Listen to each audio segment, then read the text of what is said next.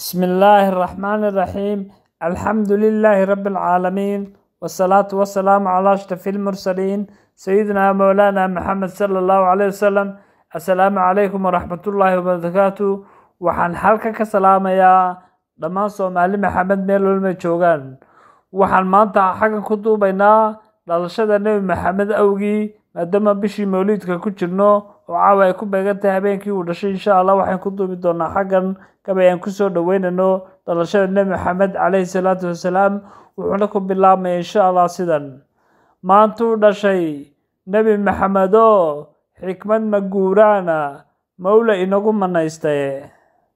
waa maalin naxariis mug weyn ifka la keenay.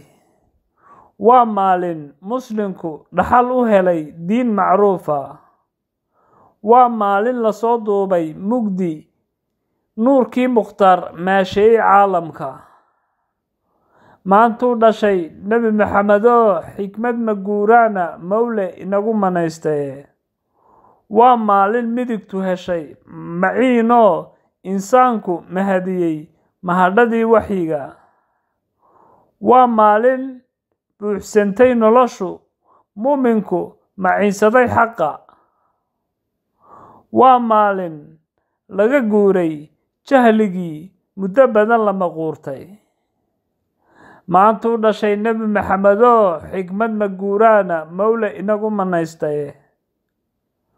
waa maalin janno iyo tahniyad la mahadiyey.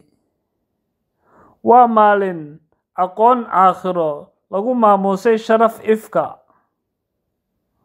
waa maalin inta nebiga muxibbo u qabtaa weynayso la ismacsuumo. waa maalin marag iyo markhaati madoonto ah.